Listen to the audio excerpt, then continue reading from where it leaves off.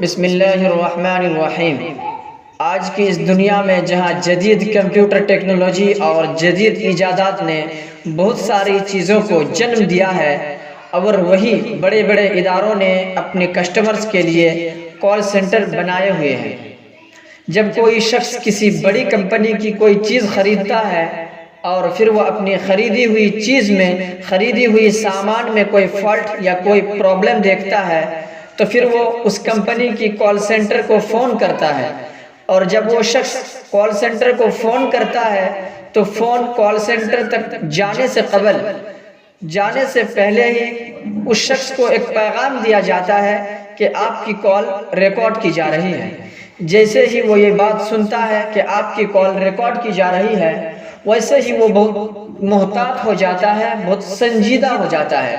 اور پھر وہ اس قدر سنجیدہ ہو جاتا ہے کہ نہ کوئی غیر ذمہ دارانہ گفتگو کرتا ہے، نہ کوئی ناشائستہ بات کہتا ہے، نہ کوئی غیر مناسب رویہ اختیار کرتا ہے، بلکہ وہ بہت سنجیدگی کے ساتھ، بہت سکون کے ساتھ اور بہت شرافت کے ساتھ ان کال سینٹر والوں سے بات کرتا ہے۔ دراصل یہ انسان کی نفسیات ہے کہ جب کبھی یہ یقین ہو جاتا ہے کہ اس کی نگرانی کی جا رہی ہے، اسے دیکھا جا رہا ہے، تو وہ اس نگرانی کے ڈر سے محتاط ہو جاتا ہے، سنجیدہ ہو جاتا ہے، شریف بن جاتا ہے۔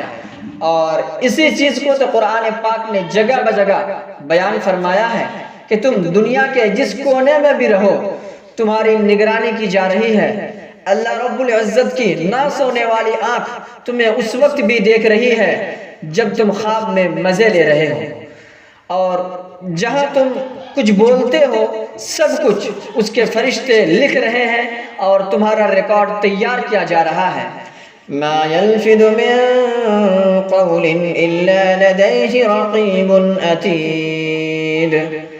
جب کبھی انسان کوئی لفظ بولتا ہے تو اللہ رب العزت کی طرف سے ایک مستعد نگراں اس کی بولی ہوئی بات کو نوٹ کر لیتا ہے اور اس کا ریکارڈ رکھتا ہے اور محفوظ کر لیتا ہے۔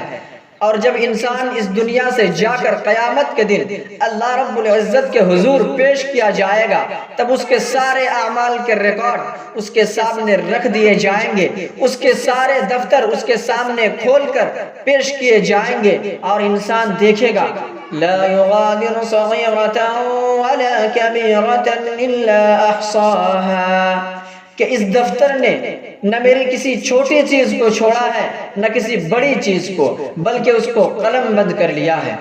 سو آپ اچھی طرح سے غور کر لیجئے کہ ہمارے ایک ایک گناہ لکھوائے جا رہے ہیں، تاریخ کے ساتھ، جگہ کے ساتھ، وقت کے ساتھ، بیک گراؤنڈ کے ساتھ، رنگین پرنٹ میں،